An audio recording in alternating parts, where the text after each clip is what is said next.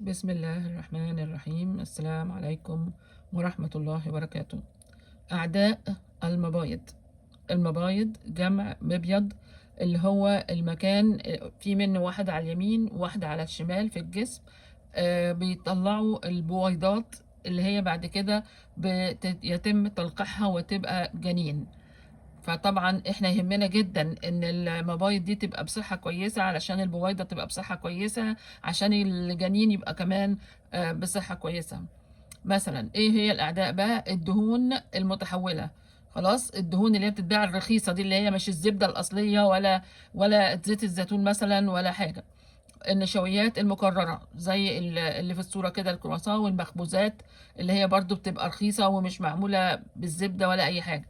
وبعدين بعد كده السكر الأبيض شيء طبيعي.